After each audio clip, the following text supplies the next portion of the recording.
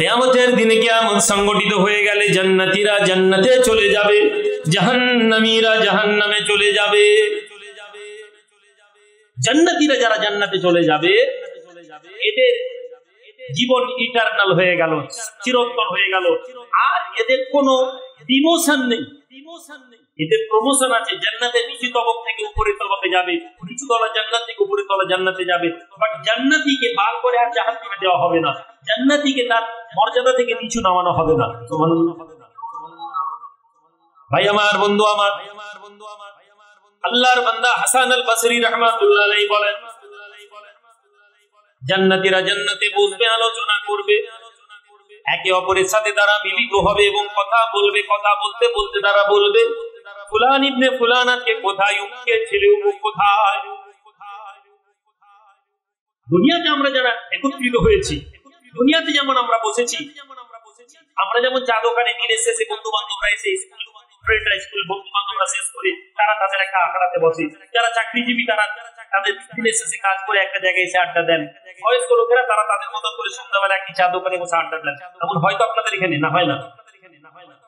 হাসান আল বসরি রাহমাতুল্লাহ আলাইহি বলছেন যে কিয়ামতের পরে জান্নাতীরাও এরকম জান্নাতে এক এক জায়গায় তারা একত্রিত হয়ে বসে গল্প করবে, কথা বলবে এবং বলতে বলতে তারা বলবে, অমুকের ছেলে অমুক কোথায়। আল্লাহর বান্দা জান্নাতীদের মধ্যে এক জান্নাতী বলে উঠবে, অমুকের ছেলে অমুককে তার আমলের জন্য জাহান্নামে দিয়ে দেওয়া হয়েছে, ওই ব্যক্তি জান্নাতে আসতে পারেনি। এমন সময় ওই জান্নাতীদের মাঝে এক লোক বলে উঠবে আল্লাহর দরবারে, হে রব্বুল আলামিন, হে আমার রব পরওয়ারদিগার, অমুকের ছেলে অমুক বড় মহাব্বতের ছিল, জান্নাতে ওই ব্যক্তিকে না পাওয়ার জন্য মনের মধ্যে কষ্ট আছে।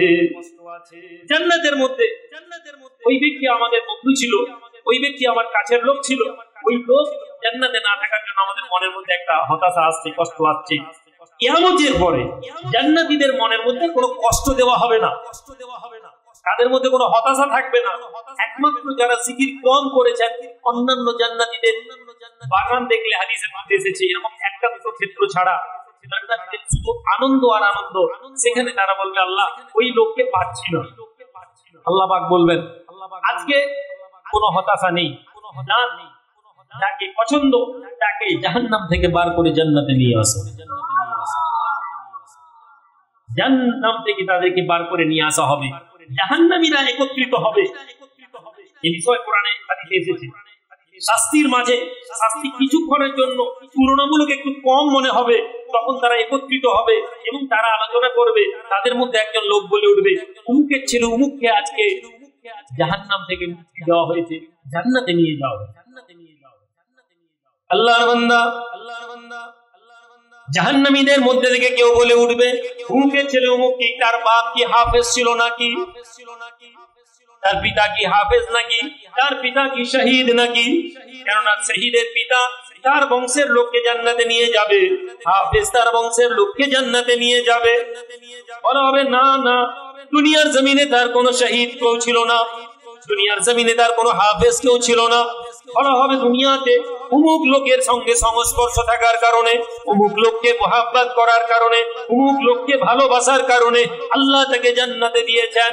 তারা যখন শুনবে তখন তাদের মধ্যে একজন লোক চিৎকার দিয়ে পড়ে উঠবে, আমালানা মিনাশ শাফিঈন, হায় হায়, আজ তো আমাদের জন্য কোনো সুপারিশকারী নেই, ওয়ালা সাদীকিন হামীম।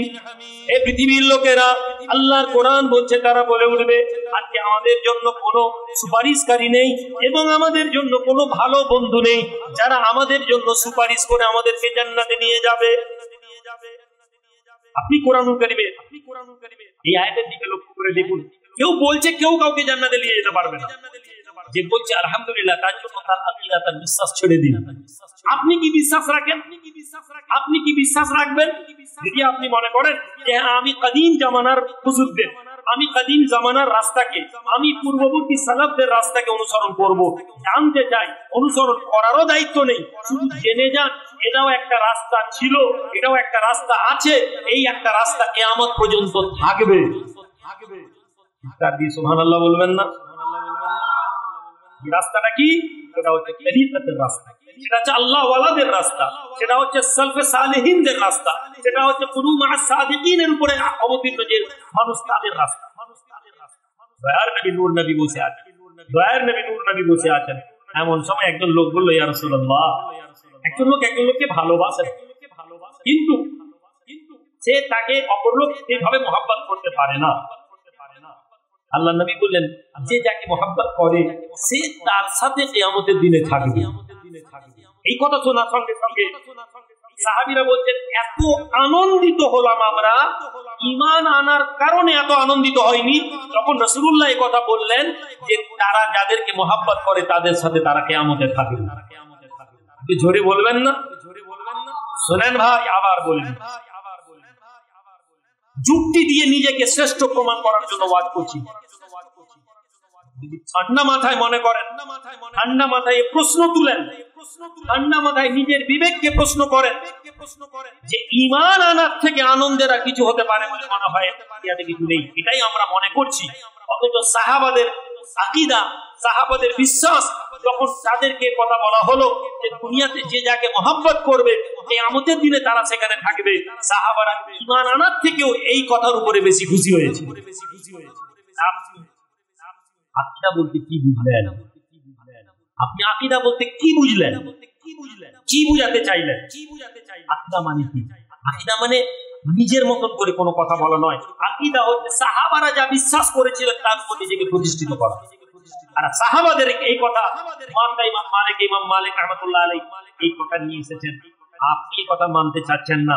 এরপরে হাদিসের শেষ অংশে আছে যে বলা হলো যদি আমাদের আমল কমও হয়, আমলের তুলনায় কি সাহাবাদের আমল কম বেশি নাকি? না, বলা হলো যদি আমল কমও হয় তবুও যে যার সাথে মহব্বত করবে সে তার সাথে থাকবে। দুনিয়াতে বুজুর্গানে দ্বীন, হাক্কানি পীর ওলি আউলিয়াদের সাথে সোহবত যদি আমাদের আমল কমও থাকে তবু আমরা তাদের সাথে জান্নাতে একসাথে যাব। সম্মানিত হাজিরিন, সম্মানিত ভাইরা, আকীদা একটি বড় আজব বিষয়। জামানার সাথে সাথে এই ডেফিনেশন বদলাতে আছে। যারা উলামায়ে দ্বীন আছেন, 150 বছর আগে আকীদা নিয়ে যে চর্চা ছিল, 150 বছরের মাথায় আকীদা নিয়ে যে চর্চা নেই। গত পরশুদিন মদিনা মুনাওয়ারায় বসে আছি, একজনকে বললাম একটু যাও, আমি বসছি, মাগরিবের নামাজের পরে বসছি, একজন লোকের সাথে কথা, সম্ভবত ভদ্রলোক মরক করলো, কথা হচ্ছিল, কথা হতে হতে আমি একটু বসে চোখ বন্ধ করে, যেমন চোখ বন্ধ করে বসে থাকি সেভাবে বুঝলাম। তো ভদ্রলোক আমার কাছে এসে কথা বলতে বলতে আমাকে জিজ্ঞেস করলেন, কোথা থেকে? পাকিস্তান? কোথায়? বললাম ইন্ডিয়া। তো উনি জিজ্ঞেস করলেন, তুমি কি আহলে তাসাউফকে বিশ্বাস করো? একদম সরাসরি। আমি বললাম আহলে তাসাউফ কি? উনি হাসতে লাগলেন, বললেন তুমি যেটা করছিলে। সুবহানাল্লাহ। আমি কি করছিলাম উনি জানেন না? আমি কি জিজ্ঞেস আমি চোখ বন্ধ করে বুঝেছিলাম। আমি তারপর ঘুরিয়ে বললাম, এটা তো বেদাত বলেন আপনারা, আমরা কেন বলবো? তারপরে সে বলতে লাগলো যে 200 বছর পিছনে চলে যাও, 150 বছর পিছনে চলে যাও, মুসলিম সমাজ আকীদা নিয়ে যে আলোচনা করেছে 150 বছরের মাথায় সে পরিবর্তন, আগামী 50 বছর 100 বছরের মধ্যে আজ মুসলিম সমাজ যেটা নিয়ে চর্চা করছে এটা বন্ধ হয়ে যাবে। আবার কিছু বিষয় আসবে, শুনে নাও। আহলে ইলম, আহলে তাসাউফ ছিল, আজও আছে, কিয়ামত পর্যন্ত থাকবে। এবার আসেন ইমাম আহমদ ইবনে হাম্বল রাহমাতুল্লাহ আলাইহির কথা বলেন। 4 ইমামের এক ইমাম। প্রথম জিন্দেগিতে ইনার জীবনী যদি পড়েন আপনি দেখতে পাবেন ইমাম আহমদ ইবনে হাম্বল রাহমাতুল্লাহ আলাইহি ইলমে তাসাউফকে কম গুরুত্ব দিয়েছেন। 4 ইমামের এক ইমাম আহমদ ইবনে হাম্বল, ওনার জামানায় একজন লোক ছিল, বড় আল্লাহওয়ালা নাম, আল্লাহওয়ালা মানুষ, হারিস বিন মুহাসিব এই ব্যক্তির নাম। এই মানুষটি, এই আল্লাহওয়ালা লোকটি ইলমে তাসাউফ, আহলে তাসাউফের লোক ছিল। আহমদ ইবনে হাম্বল রাহমাতুল্লাহ আলাইহি বলতেন ওর কাছে যেও না।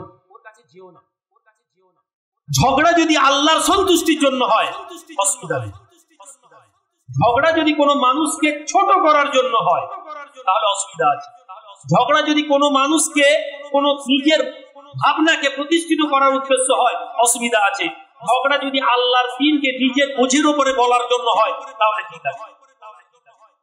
আজকে আমাদের চর্চা যদি আল্লাহ এবং তার রাসূলের সন্তুষ্টি অর্জনের হয়, আমি বিশ্বের যে দল মত তরিকার মধ্যে থেকে অসুবিধা নেই। আপনি জানেন আপনার ঝগড়া আপনার দলকে শ্রেষ্ঠ প্রমাণ করা, বাকি সব ভুল। এটা ইসলামিক আকীদা নয়, এটা সাহাবাদের রাস্তা নয়, এটা সালাফের রাস্তা নয়। কিন্তু জামানার লোক আহমদ ইবনে হাম্বলের কথা শুনতো, ওনার মজলিসে গিয়ে বসতো। চার ইমামের এক ইমাম আহমদ ইবনে হাম্বল রাহমাতুল্লাহ আলাইহি তার ছাত্রকে বলেন, যাও তো একবার ওই ব্যক্তিকে দাওয়াত দাও এবং তোমার বাড়িতে এনে তাকে দাওয়াত দাও এবং তিনি কি বলেন আমি শুনবো। শোনো, তোমার বাড়িতে এবং আমার বাড়ির মাঝে ওনার বাড়ির দুইটা কামরার মধ্যে একটা কামরায় এমন পর্দা দিয়ে দিও যে আমি পর্দার বাইরে বসে বসে যেন ওনার কথা শুনি আর ওনাকে দেখতে পাই, উনি যেন আমাকে দেখতে না পারে। কে বলছেন? ইমাম আহমদ ইবনে হাম্বল রাহমাতুল্লাহ। এটা ওনার জীবনীতে লেখা, ওনার জীবনী গ্রন্থ যে লেখা হয়েছে সেই জীবনীতে লেখা। তার সাকরে দিয়ে ওই হুজুরকে দাওয়াত দিল, হুজুর আমার বাড়িতে আপনার দাওয়াত আছে, আপনি মেহেরবানি করে আপনি আমার বাড়িতে এসে নেন, একদিন মজলিস করেন। তিনি বললেন ঠিক আছে আমি যাব। শোনো, তোমার বাড়িতে যাব, আমার জন্য অল্প তেল, জৈতুনের তেলের ব্যবস্থা করো আর কিছু খেজুর ব্যবস্থা করো। আমি এখানে একটি ব্যাপার আপনাদেরকে বলি, পীর মুরিদি লাইন আজকে যারা সমালোচনা করছেন, এটা কোনো সন্দেহ নেই, সমালোচনার একটা জায়গায় সঠিক। পীর সাহেব আসবেন মানে 10টা তরকারি রান্না হবে, এটা কখনো তরিকাতের রাস্তা হতে পারে না। আপনি নিষেধ করতে পারবেন না, আমি মানা করছি না, কিন্তু প্রশ্ন যখন ওই আলেমে দ্বীন ওই পীর সাহেব উঠে আল্লাহর নবীর অভুক্ত থাকা ওয়াজ করবেন, আর তারপরে একটি মুরিদ যুবক ছেলে ও যখন দেখবে যে হুজুর 12টা তরকারি দিয়ে খেয়েছে, আল্লাহর নবীর অভুক্ত হওয়ার ওয়াজ করছেন, আপনি বলুন তো এই কথাটা কতটা মানুষের অন্তরে প্রভাব ফেলবে? এই জায়গায় সালাফদের রাস্তা আমরাও ছেড়ে দিয়েছি। সালাফদের চাদর গায়ে দেওয়াটার নাম পীরপন্থী নয়।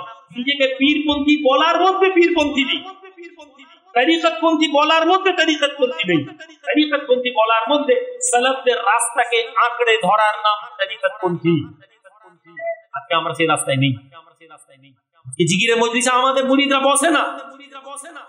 যুবক ছেলে বলে কি আছে পীর সাহেবদের, ওসব পীর মানা যাবে না। যুবক কোনদিন কোনো পীরের দরবারে এসে বসেনি কোনদিন। ওই যুবক তুমি তো আকাঙ্ক্ষা রাখো ভালো জিনিস কি আছে জানবে, কেন তোমার মনে প্রশ্ন হচ্ছে নি? বাংলাদেশে অসংখ্য হাক্কানি পীরের দরবার আছে, যে কোনো একটা পীরের দরবারে গিয়ে পরীক্ষা করার জন্য 40 দিন তার দরবারে সবক নাও আর নিজে প্র্যাকটিস করো, তুমি দেখো তো কোনো পরিবর্তন হয় কিনা। তুমি ভয় পাও, তর্ক করতে ভালোবাসো, তর্ক করে মনে করছো যে তর্কের মাধ্যমে বিজয় আছে। বিজয় আছে আমলের মাধ্যমে, কর্মের মাধ্যমে। হুজুর বললেন সামান্য খেজুর রাখবে আর ইমাম আহমদ ইবনে হাম্বল চাদর তুলে পিছন দিকে ঘরের কামরায় বসে আছেন এবং উঁকি মেরে দেখছেন যে তিনি বলছেন, সাকরেদ বলছেন যে পীর সাহেব সবকে বসতেন এবং লোকেরা গোল করে তাকে ঘিরে ধরেছে। সুবহানাল্লাহ বলুন। নবীকে সাহাবারা গোল করে বসতেন। হাক্কানি পীরের মজলিসে আপনি দেখবেন পীরের দরবারে মুরিদরা গোল করে বসে। যদি বলুন সুবহানাল্লাহ। এর পরের যে কথা, চার ইমামের এক ইমাম হুজুর দেখতে পেলেন যে মুরিদেরা এমন ভাবে বসেছে ওই পীর সাহেবের দরবারে যেন মনে হচ্ছে এক একজন এক একটা কাঠের গুঁড়ি। এই কাঠের গুঁড়ি শব্দটাকে নামে মধ্যে এসেছে। আমি মনে মনে ভাবলাম যে এই কথাটাও হাদিসের দিকে নিসবত হচ্ছে। সাহাবারা যখন রাসূলুল্লাহ দরবারে বসতেন, সাহাবারা বলতেন যে মনে হতো যেন তারা এক একজন এক একটা কাঠের গুঁড়ি। পাখিও তাদের মাথায় এসে বসে যেত মাঝে মাঝে। পাখি বুঝতে পারতো না এটা মানুষ বলে। দেখেন নবীর কাছ থেকে অনুসরণ করা ইমাম আহমদ ইবনে হাম্বলের মুরিদদের ক্ষেত্রেও এই একই কথাকে লেখক তুলে ধরেছেন। জোরে বলুন সুবহানাল্লাহ। কথা আপনারা বুঝতে পারছেন না পারেন না? তিনি বললেন এরপরে আমি দেখলাম সবকের পরে তিনি কিছুক্ষণ পরে বয়ান করলেন, মানুষকে তিনি তাকরীর করলেন এবং মানুষ তার তাকরীরে আলোচনায় আল্লাহর ভয় এবং তাদের কৃত কর্মের অনুশোচনায় কাঁদতে আরম্ভ করে দিল। কাঁদতে কাঁদতে কাঁদতে কাঁদতে তারা এমন হয়ে গেল, যে লোক দাওয়াত দিয়েছে সাহেব মাকাম আমি এসে আহমদ ইবনে হাম্বলকে দেখি তিনি কাঁদতে কাঁদতে বেহুশের মতন হয়ে গিয়েছেন। জোরে বলুন। চার ইমামের এক ইমাম আহমদ ইবনে হাম্বলকে জিজ্ঞেস করা হলো, হুজুর আপনি কি রায় রাখেন ইনার ব্যাপারে? তিনি বলতে লাগলেন, শোনো, এমন মানুষ আমি এর আগে কোনোদিন দেখিনি, এমন কথা আমি কোনো মানুষকে বলতে শুনিনি, ইলমুল কালামের উপরে এমন দক্ষ লোককে আমি দেখিনি। এরপর থেকে তিনি তাসাউফের বিরুদ্ধে কথা বলা বন্ধ করেছিলেন। যতক্ষণ না তা বাতিল ফিরকার সাথে মিলে যাচ্ছিল, ততক্ষণ তিনি আহলে তাসাউফকে সম্মান করতেন। সম্মানিত ভাইরা, আমি পূর্বেই বলেছি আপনাদের ধারণা পূর্বেই আজকে বয়ান শেষ হয়ে যাবে। একেবারে 12টায় টাইম দেওয়া হয়েছিল, কিন্তু আমরা এত কম সময় বললে তো অসুবিধা আছে। 10 মিনিট একটু আলোচনা করে দিই। আমি আপনাদেরকে এই বিষয়টার দিকে ফিরে আসার দিকে আহ্বান করব। আজকে আমি ওই লোকেদের জীবন নিয়ে যে একটি ঘটনা বলি, যারা আল্লাহ ওয়ালাদের সোহবতে থাকে তাদের কি হয়। আজকে একজন মানুষ বলছিলেন যে হুজুর আমি একটা সমস্যার মধ্যে ছিলাম এবং আমি নিয়ত করেছিলাম যে আল্লাহ আমি যেন শুক্রবার দিন আমি দরবারে এই মাদ্রাসা জলসায় আসতে পারি, আমার সাথে এখানে বসে। হুজুর কথা ছিল আমার আসার কোনো সম্ভাবনা ছিল না, কিন্তু আমি আল্লাহ দরবারে রোজা রেখে দোয়া পেয়েছি, আল্লাহ পাক আমাকে ওই জায়গা থেকে এই মজলিসে আসার তৌফিক দিয়েছেন। পুরো ঘটনাটা যদি বলতাম তাহলে আপনারা বুঝতেন যে কতটা কঠিন ছিল ওই লোকের আজকের এই মজলিসে আসার। আমিও দিতে পারছি। আপনি আজকে মনে করছেন কিসের জন্য আল্লাহওয়ালা মানুষ? কে আল্লাহওয়ালা মানুষ? ভাই আমার, আল্লাহওয়ালা মানুষদের সোহবত শুনেন। কুতুবউদ্দিন বখতিয়ার কাকি রাহমাতুল্লাহ আলাইহি দিল্লির জমিনে বসে আছে। হে আল্লাহর বান্দা যুবক, শোনো, তোমরা যদি মনে করো যে না আমরা শুধুমাত্র ওয়াজ শোনার জন্য এসেছি, শুনে নাও। আল্লাহওয়ালা মানুষদেরকে একদল লোক আজকে সমালোচনা করে, হাক্কানি পীরদের ব্যাপারে ভণ্ড, ভান্ডাবাদ ইত্যাদি ইত্যাদি বিভিন্ন ধরনের কথা বলে। আমরা উত্তেজিত হয়ে যাই, আমরা রেগে যাই। শোনো, আল্লাহওয়ালা মানুষ কারা? তোমার পীর হক পীর আছেন, এটা বলার জন্য তোমাকে কাউন্টার করতে হবে না। আর কাকি যখন থাকতেন জামানার বাদশা তার মুরিদ, জানেন তো? শুনেছেন তো না শুনেন? কুতুবউদ্দিন বখতিয়ার কাকির মুরিদ কে? বাদশা জামানা, দিল্লির বাদশা, সালতানাতে দিল্লিতে যিনি বসেন তিনি বাদশা। পীরের দরবারে রাজকার্য দিনের বেলা করে, সন্ধ্যাবেলায় গিয়ে পীরের দরবারে বসে থাকে। আলেম ওলামা, বড় বড় জ্ঞানী পণ্ডিতেরা অপছন্দ করে, কেননা আমরা মনে করি ইলম তর্কের মাধ্যমে প্রমাণিত হয়ে যাবে, ইলম চর্চার মাধ্যমে প্রমাণিত হবে। কিন্তু সবথেকে কিছু আমল যা নবী রাতের বেলা করেছেন, সেই আমলের দিকে আমরা খুব বেশি নিজেদেরকে নিমজ্জিত করতে পারি না। আলেম ওলামারা একদল আলেম ঠিক করলো যে এই লোককে দিব্যি মাটি থেকে না বার করতে পারলে আমাদের জায়গা হবে না। কি করা যাবে? হুজুর বসে আছেন, এমন সময় একদিন একটি মহিলা এসেছে। মহিলা এসে চিৎকার দিয়ে কাঁদছে।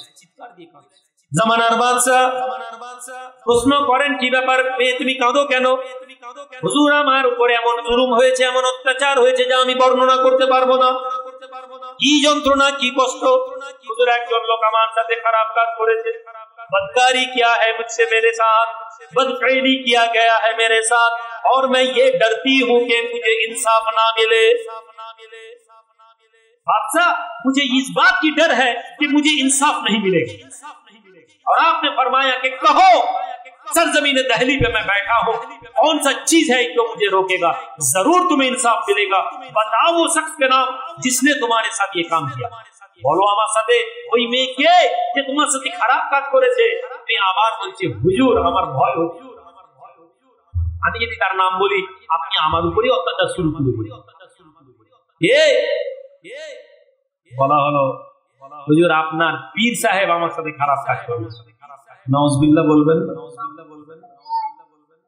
হ্যাঁ, সব কথা শুনলে আনন্দ, মজার, ঠাট্টার জায়গা হয়।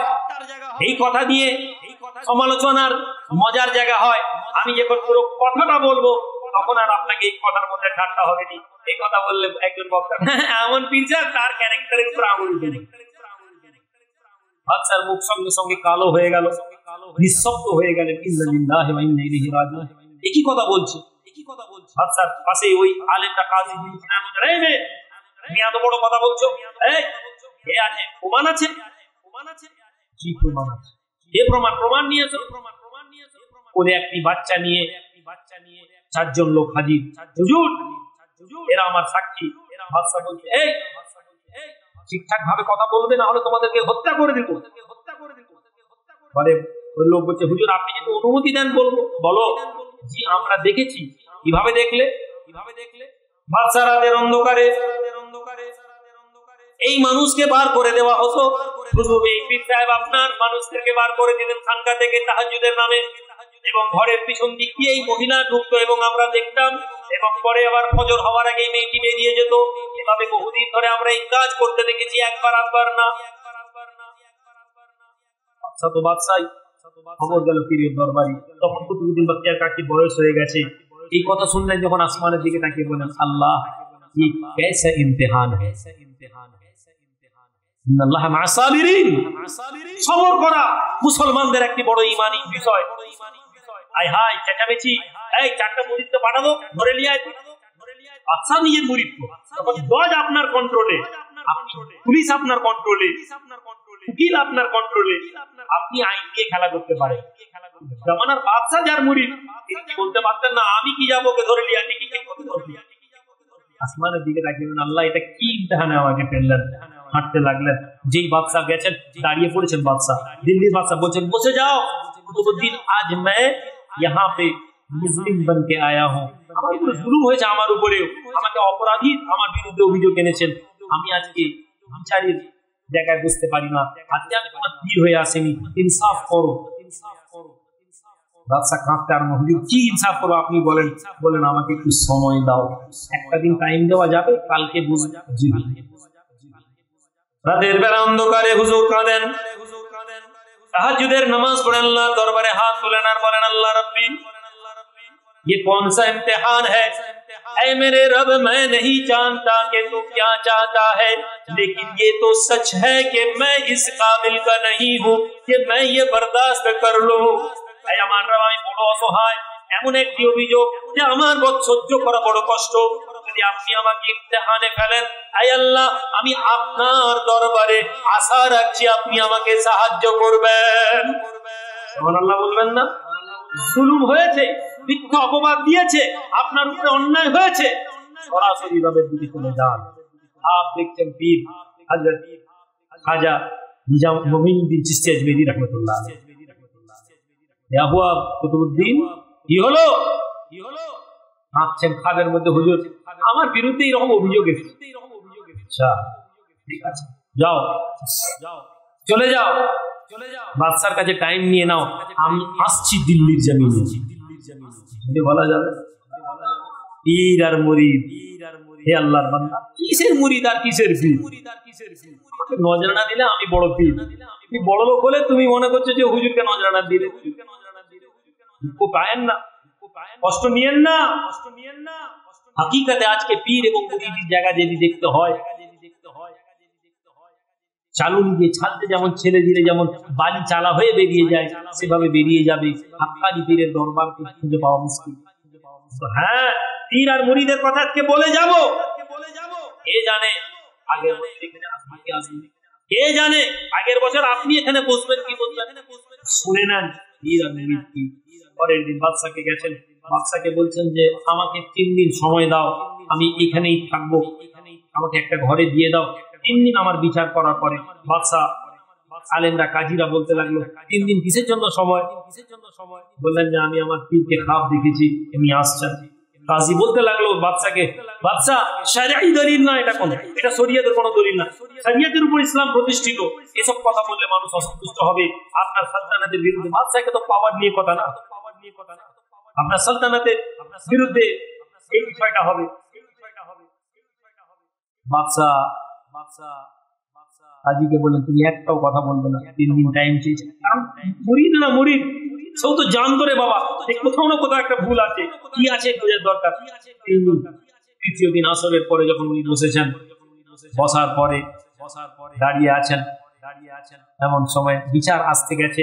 খাজা মুঈনুদ্দিন চিশতি আজমেরী রাহমাতুল্লাহ আলাইহি বসেছেন, পীরকে দেখি ঝরঝর করে কাঁদছেন। হুজুর আমি বদনাম হয়ে গেলাম, দিল্লিতে আমার মাথা তুলে হাঁটার জায়গা নেই, আল্লাহু আকবার। কি জবাব ছিল? रुक जा, कुतुबुद्दीन, मुझे कि ये इल्म नहीं है कि उम्महतुल मोमिनीन के ऊपर भी ये तोहमत लगा। अल्लाहु আকবার। আপনি যত বড় চরিত্রবান, আপনার চরিত্রে যদি আগুন লাগে, আপনি ভুলে যাচ্ছেন কেন নবীর কলিজাতে কি হয়েছে?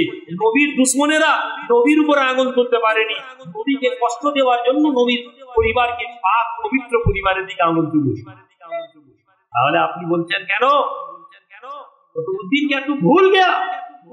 তুমি কি ভুলে গেছো ঈসা নবীর মাকেও তার কওম ছাড়েনি, কিন্তু আল্লাহ ইজ্জত দেওয়ার মালিক। যদি ঈসা নবীর মাকে আল্লাহ উন্মুক্ত করে দেন, পবিত্র ঘোষণা করেন, মা আয়েশাকে যদি আল্লাহ পাক পবিত্র ঘোষণা করেন, তো শোনো উম্মতে মুহাম্মাদীকেও আল্লাহ ভালোবাসেন, কেননা কিয়ামতের দিনে উম্মতে মুহাম্মাদীর গওয়াহি আল্লাহ নেবেন। উম্মতে মুহাম্মাদীর গওয়াহি নেওয়া হবে, সমস্ত নবীর গওয়াহি আপনি দেবেন, আমি দেব। আর এই নবীর উম্মত করতে পারেন না, মুমিনিন কিন্তু বলে দিয়েছেন মুমিনই সফল কাম করে যাও। ডাকলেন, হ্যাঁ ভাই, বাদশা দাঁড়িয়ে আছে, জমানায় দিল্লি দাঁড়িয়ে আছে। আচ্ছা, জামানার ওলি হাত তোলেন আর বলেন, আল্লাহ আপনি বলেছেন ফাআলুল লিমা ইউরিদ, যা চাই তাই করে দিন।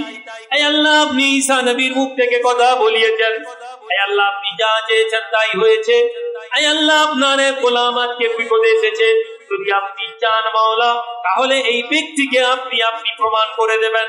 এই আল্লাহ এই বাচ্চা জেগে তহমত দেওয়া হয়েছে, মায়ের পেট থেকে গর্ভে এসেছে, এই আল্লাহ আপনি ক্ষমতা দিয়ে দিন এই বাচ্চা যেন বলে দেয় এর বাপকে। যাওয়া হচ্ছে কোথায়? রাতের বেলা পীর সাহেব চাইছেন কোথায়?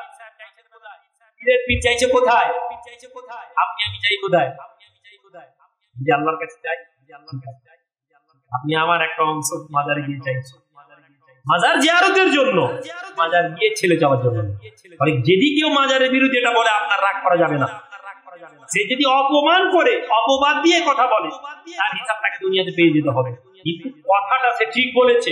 মাজার জিয়ারতের জায়গা, মাজার কবরকে স্মরণ করার জায়গা, মাজার মৃত্যুকে স্মরণ করার জায়গা, কবর সাহেবের কবরের রুহানি ফয়েজ পাওয়ার জায়গা। এটা হয়তো অনেকেই মানেন না, প্রথম তিনটা তো সবাই মানবেন। আমরা বিশ্বাস করি সাহেবের কবর গুলো, আমরা যাদেরকে আল্লাহ ওয়ালাদের কবর, এখানে রুহানি ফয়েজ পাওয়া যায়। যেমন আমি মদিনা মুনাওয়ারাতে বছর 10-12 আগে আমি মনে বলেও ছিলাম, একদিন আমি আর আব্বাজান ছিলেন একজন মুহাদ্দিস আফগানের, তিনি পড়াচ্ছেন হাদিস। পড়াতে পড়াতে আমরা বললাম যে আমি হিন্দুস্তান থেকে আমরা এসেছি, কলকাতা থেকে। ওনার দারাসে মাঝে মাঝে বসতাম, আফগানি ছিলেন, মিশকাত শরীফ পড়াতেন। তো ওনাকে বলছি যে আমরা হিন্দুস্তান থেকে যে আমরা এ করি, আল্লাহর নবী ব্যাপারে দরুদ সালাম পড়ে ফেরেশতা তো পৌঁছে দেয়, কিন্তু রুহানি ফয়েজ পাওয়া সম্ভব? রুহানি ফয়েজ তো ফারসি শব্দ। জবাব দিয়েছিলেন মদিনা মুনাওয়ারায় বসে, হে মুসলমান, আমি এই হাদিস জানি যে নবীর নামে যে মিথ্যা বললো সে তার ঠিকানা জাহান্নামে করলো, রাসূলুল্লাহ বলছেন। সুতরাং নবীকে এই বাংলাদেশের মানুষের কাছে নিজের গুরুত্ব বাড়ানোর জন্য আমি মিথ্যা গল্প শোনাবো না তোমাদেরকে। ওই লোক বলছে, শোনো কলকাতা भी अगर तुम कलकत्ता में बैठते हो, वहां से अगर तुम नबी के इसके दुआ दरूद पढ़ते हो, सुनो मदीना मुनव्वरा से अल्लाह खुदा रसूल खुदा तुम्हें तुम्हारे नाम के साथ पहचान लेंगे। যেই বলা, ওই যুবক, ওই বাচ্চা, কোলের বাচ্চার মুখ আল্লাহ ফুটিয়ে দিলেন। আল্লাহ এই লোক, এই যে লোক যে সাক্ষী দিচ্ছে, এই লোক বেদফেরেনি করেছে আমার মায়ের সাথে, আমার মা পয়সার জন্য এই কাজ করেছে। এই কুতুবউদ্দিন বখতিয়ার কাকির কোনো দোষ নেই। দিল্লির জামানে বেরোচ্ছিলেন, তিনি বলছেন যখন, হুজুর আমি আর দিল্লিতে থাকবো নি। বললেন যে দিল্লিতে থাকো কুতুবউদ্দিন, এই দিল্লি তোমাকে মাথায় তুলে রাখবে, তোমার এই নাম দিল্লি के जमीन में सबसे ऊंचा होगा। এরপরে বাদশা কুতুবউদ্দিন বখতিয়ার কাকির নামে কুতুবউদ্দিন কুতুব মিনার তৈরি করে দিয়েছিল। সম্মানিত ভাইরা, আমাদেরকে বুজুর্গানে দিনেদের রাস্তা ধরতে হবে। আমি ফিরে আসি আলহামদুলিল্লাহ, হুজুর কিবলা রাহমাতুল্লাহ। আমি জানি না আমি বলেছি কিনা আপনাদেরকে, শুধু শুনে নিন। মরহুম মাকফুর আহমদুল্লাহ হুজুর কিবলা রাহমাতুল্লাহ এমন একটি জামানার মানুষ ছিলেন, যারা দেখেছেন তারা দেখেছেন। এই ব্যক্তি, আজকে একজন লোক বলছিলেন, কে বসেছিলেন, আমি বলেছিলাম গত বছর আমার মনে আছে যে আহমদুল্লাহ হুজুর কিবলা বলেছিলেন যে এখানে এত বিল্ডিং আর এত আলো হবে আব্দুল সত্তার, তুই দেখবি বলেছিলাম, আপনাদের মনে আছে গত বছর এই আলোচনাটা করেছিলাম। আজকে একজন মানুষ এসে বললেন আমি এখানে শুধু হাজিরা দিই কারণ আমি চাই আমার নানার কিছু মানুষদের সাথে যেন আমার দেখা হয়ে যায়, নানার কিছু লোকের সোহবত, কেননা এত রুহানি সম্পন্ন লোক ছিলেন যে আপনাদের ধারণা নেই। বসেছেন বলছেন যে এরকম ঝড়ের মাদ্রাসার এই সমস্যা হচ্ছে, মামা গেছেন কোনো একটা বাড়িতে দাওয়াত, তখন বলছে হুজুর ঝড় হয়েছে, ওই আমাদের মাদ্রাসার টিনের বাড়ি টাড়িগুলো একটু এলোমেলো হয়ে গেছে, ভেঙে গেছে। তা আপনার নানা বলছিলেন যে কি আব্দুল সত্তার, কি তোর মাদ্রাসা ভেঙে যাবে? তোর মাদ্রাসা ভাঙবে না, তোর মাদ্রাসা অনেক বড় হয়ে যাবে। দেখেন এ কথা সেই লোক আজকে বলেছে, আমি জানিনি তিনি আছেন কিনা মজলিসে, আমি শোনা গল্প শোনাইনি, আমি এই কথাগুলো এই জন্য বলি। হে যুবক, কোন মা সাদিকিনের মানে বুঝে নাও, এই লোকেদের সাথে সোহবতে বসো, তুমি ইতিহাস জানবে। এই লোকেদের সঙ্গে বসো, তুমি সোনালী অধ্যায় জানবে। এই লোকেদের সোহবতে বসো, তুমি আল্লাহওয়ালা কারা তাদেরকে চিনবে। এই লোকেদের সোহবতে বসো, তুমি দেখবে মিসকাতের হাদিস খুলে দেখে নাও, আল্লাহর নেক বান্দা ইমাম মালিক রহমতুল্লাহ আলাইহি অধ্যায় এনেছেন। আজকে মুহাদ্দিস সাহেবকে, প্রিন্সিপাল সাহেবকে দেখাচ্ছিলাম, বাব এনেছেন, যে বাবে তিনি বলছেন যে আল্লাহওয়ালা লোকেদের সঙ্গে বসা, তাদের মজলিসে বসা, তাদের সাথে সম্পর্ক রাখা, হাত্তাকে তাদের সাথে বেয়াদবি করার জন্য চরম শাস্তি আছে। মান আদা আলী ওয়ালিয়ান ফাকাদ আযানতু বিল হারাবে, যে আমার ওলি বান্দার বিরুদ্ধে আদাওয়াতি রাখে, যে ওলি বান্দার বিরুদ্ধে হিংসা রাখে, আল্লাহ বলছেন আমি তার বিরুদ্ধে জিহাদ ঘোষণা করি। সম্মানিত ভাইয়েরা, আপনারা বাড়ি চলে যাবেন, ভুলে যাবেন না যে ছেলেদেরকে কিছু শিষ্টাচার দিয়ে যাওয়ার, ভালো লোকেদের সংস্পর্শে নিয়ে আসার, নেক লোকেদের সান্নিধ্যে নিয়ে আসার, নেক মানুষদের সোহবতে নিয়ে আসার চেষ্টা করবেন। জেনে নিন আমরা একদিন দুনিয়া থেকে চলে যাব, আমাদের জীবনে যেন এমন কোনো লোকের নাম থাকে, এমন কোনো ব্যক্তির সোহবত থাকে। হতে পারে ওয়ালা সাদিকিন হামিমের ব্যাখ্যায় বলা হয়েছে ভালো বন্ধু। পীর ওলি আউলিয়া তো অনেক উপরে, সলেহিন বান্দা তো অনেক উপরে। ভালো বন্ধু, যে বন্ধুটি নামাজ পড়ে, যে বন্ধুটি মিথ্যা বলে না, যে বন্ধুটি গাঁজা খায় না, যে বন্ধুটি জেনার মতন খারাপ কাজে নেই, যে বন্ধুটি আল্লাহর আমর বিল মারুফের উপরে আছে, নাহি আনিল মুনকারের মধ্যে আছে, ওই লোক জান্নাতে গেলে আল্লাহর কোরআন বলছে ওই লোক আপনাকে জান্নাতে নিয়ে চলে যাবে। আমরা আজকে এখানে এসেছি, একটি রাত আপনারা চলে যাবেন, চেষ্টা করবেন ভালো মানুষদের সঙ্গী হয়ে যাওয়ার। মরহুম মকফুর আহমদুল্লাহ হুজুর কিবলা রহমতুল্লাহ আলাইহি বসে আছেন, আমি নিজের দেখা, আমি তখন ছোট, কেউ মৃত্যুর খবর বলতে পারে না, এই কথা আমরা বিশ্বাস করেন তো? কেউ মৃত্যুর খবর বলতে পারবে? বলতে পারবে না, কিন্তু ব্যাস এতটাই কি আমাদের ইসলামী আকীদা? আম্মা জান আয়েশা সিদ্দিকা রাদিয়াল্লাহু তাআলা আনহা বলেন, আমি দেখলাম আল্লাহ নবীর মৃত্যুর সময় ফাতেমাতুজ জাহরা রাদিয়াল্লাহু তাআলা আনহা কাঁদছেন। মা ফাতেমা কাঁদতে কাঁদতে রাসূলুল্লাহ কানে কানে যেন ফাতেমার কি বললেন, সঙ্গে সঙ্গে মা ফাতেমা একটু হেসে ফেললেন। এই ঘটনা জানেন না? জানেননি আপনারা? আকীদা বুঝা অনেক গুরুত্ব। গায়েবের খবর আল্লাহ ছাড়া কেউ জানে না, এটা আকীদার শেষ কথা নয়, এখানে শেষ নয়, ফুল স্টপ নেই। এরপর একটা শব্দ আছে যেটাকে উড়িয়ে দেওয়া হয়েছে, সেটা হচ্ছে আল্লাহ যাকে জানান তিনি ছাড়া। হাদিসে নেই, কোরআনে নেই। সূরা কাহাফ পড়বেন 65 নম্বর আয়াত থেকে, যুবকদেরকে বলছি বাংলা মানেটা পড়ে নাও, দেখে নাও ইলমে লাদুন্নি কি, দেখে নাও শরিয়াতের ইলমের বাইরে যে আরো আল্লাহ ইলম দিয়েছেন কোরআনের মধ্যে আছে, দেখে নাও আল্লাহর বান্দাদের, এক শ্রেণীর বান্দাদেরকে আল্লাহ কি ক্ষমতা দিয়েছেন। তুমি কোরআনে না থাকলে তো উড়িয়ে দিতে, কোরআনে থাকার পরেও এই কথাকে আলোচনার বিষয়বস্তু নেই। কেন থাকবে না? কেন আমি এ কথা বলবো না যে গায়েবের খবর মানুষ জানে? কেন এ কথা বলতে আমার কোনটা হবে? এ কথা বললে কি করে শিরক হয়? এ কথা বললে কি করে বেদাত হয়? যদি আল্লাহ স্বয়ং কোরআনের যে ঘটনা বলেছেন আপনি মানছেন না কেন? কেননা আপনার কাছে একটা ট্রেন্ড এসেছে, আপনার কাছে একটা মাহল দেওয়া হয়েছে যে গায়েবের খবর আল্লাহ ছাড়া কেউ বলবে না। কেন না, এ কথা বললে যারা নেক বান্দা তাদেরকে সরিয়ে দেওয়া হবে, নেক বান্দারা সরে গেলে নবীর মোহাব্বত উড়ে যাবে। নবীর মোহাব্বতের মাধ্যম জামানা সাক্ষী আছে, নবীর মোহাব্বত যদি তৈরি হয় উম্মতের মধ্যে, তা পীর ওলি আউলিয়া এবং নেক লোকেদের মাধ্যম থেকে। আপনি যতগুলো হুব্বে রাসূলকে আপনি দেখবেন, আপনি খুঁজে পাবেন না মাদ্রাসায় দরস নেওয়ার পরে হুব্বে রাসূলের অনেক বেশি উদাহরণ আছে। আমি বলছি নেই, এ কথা বলছি না, কিন্তু একজন মাদ্রাসায় আলেম যতক্ষণ একজন হাক্কানি পীরের সোহবতে বসছেন, হুব্বে রাসূলের দরজা তার অন্তর থেকে উন্মুক্ত খুব কম সময় হয়েছে। কেন এ কথা আমরা বলতে পারবো না? আমি আহমদুল্লাহ হুজুর কিবলার কথা বলার আগে এই হাদিসটি এজন্যই শোনাচ্ছি যাতে আপনি ভাববেন না যে পীর সাহেবের কেরামতি শোনাচ্ছি। পীর ওলিদের প্রতিটি কথার সাথে কোরআন হাদিসের সংযুক্ততা আছে, সম্পর্ক আছে। আমরা সেটাকে তৈরি করিনি, আমরা সেটাকে আলোচনা করিনি, আমরা সেটাকে বলিনি। ফাতেমাতুজ জাহরা হেসে ফেললেন। মা এসে জিজ্ঞেস করলেন, সংক্ষিপ্ত করছি, মা এসে জিজ্ঞেস করলেন তুমি বলো। নবীজি চলে গেলেন। তখন মা এসে কি বলেছিলেন? নবীজি বলেছিলেন যে আমার পরে আর সবার আগে কে দেখা করবে? তুমি। মওতের কথা কি করে বলে দিলেন নবী? আর যখন নবী বলে দিচ্ছেন তখন তুমি ইনকার কেন বলছো যে গায়েবের খবর কেউ জানবে না? এ কথা কেন বলছো?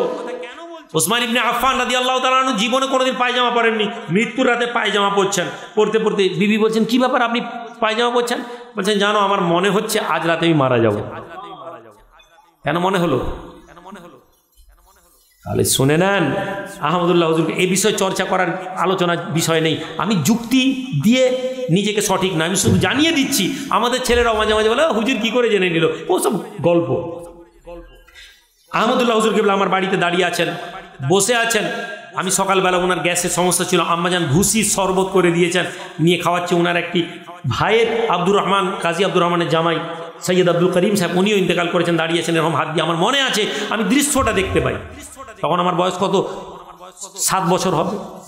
এইভাবে দাঁড়িয়েছেন। তিনি বলছেন শোনো আমার মনে হচ্ছে আমি আর বাঁচবো না, আমি দুনিয়া থেকে চলে যাব। উনি বলছেন না হুজুর এ কথা বলবেন। বলে বাবা আমি চলে যাব, দেখো আমার কাছে আর টাইম নেই। তার আগের বছর এই বাংলাদেশে মামা আজকেই বলছিলেন, বসে আছেন, একটা দাওয়াত নেওয়ার বিষয় সংক্ষিপ্ত আমি ছোট করে দিচ্ছি, আপনাদের কষ্ট হচ্ছে নাকি? অনুমতি নেই বেশিক্ষণ বলার। মানুষরা কষ্ট পাক এটা উনি চান না। উনি চান যে 12টার মধ্যে মাহফিল শেষ হয়ে যাবে, এটা আমার খুব পছন্দ। কিন্তু বসে গেলে শেষ করে দিই। পীরের কথা বললে মুরিদের গায়ে লাগবে না, অন্য কথা বললে লাগবে। কি গো লাগবে? পীর সাহেবের কথা বলছি তো, মুরিদ তো আর বলতে পারবে না এই বন্ধ করে দাও। আমিও তো কম চালাক না।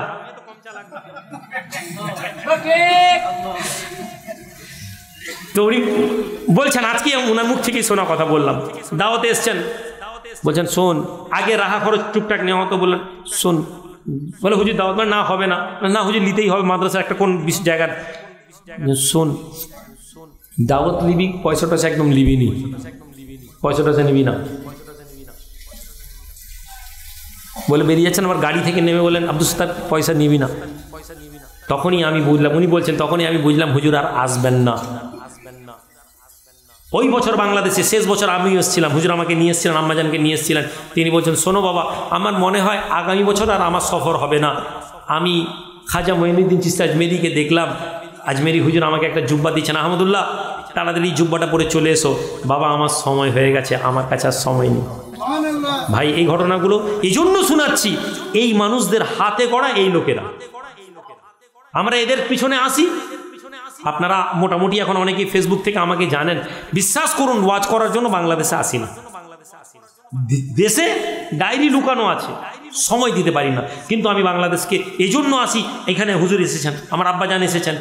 আপনাদের সাথে সম্পর্ক শুধু এজন্য রাখা, কাল কিয়ামতের দিনে এ কথা বলতে যেন পারি ওই পীরেদেরকে, ওই বুজুর্গদেরকে, আপনার মুরিদদের সাথে সম্পর্ক রেখেছি, আপনার মুরিদের সাথে এই গুনাহগারকেও সঙ্গে নিয়ে নেন। আপনাদেরকেও এই বিশ্বাস রাখতে হবে, আল্লাহওয়ালা মানুষদের খানদান রক্তের সাথে সম্পর্ক রাখুন। আমি বলছি না মুরিদ হয়ে যান, নেক লোকেদের সম্পর্ক রাখুন। সম্মানিত ভাই, আমি আপনাদের কাছে বিদায় নেব।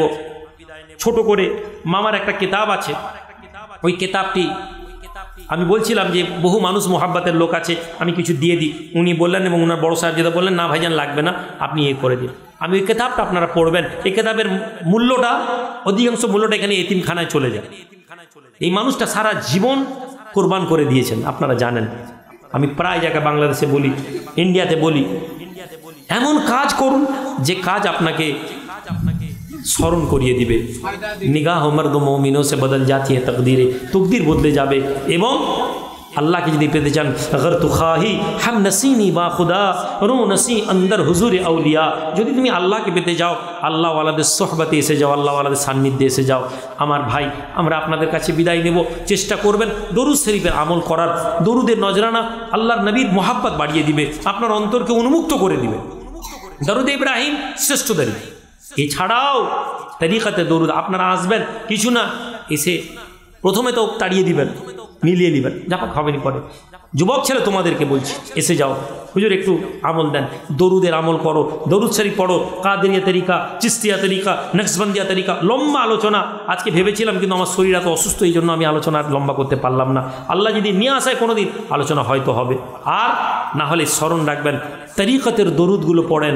আর তওবার সবকে বসেন, জিকিরে মজলিসে যে তওবা হচ্ছিল, তওবা সবকে বসুন, অন্তত পক্ষে 100 বার লা হাওলা ওয়ালা কুওয়াতা ইল্লা বিল্লাহ পড়েন। আপনাদের কাছে বিদায় নিলাম।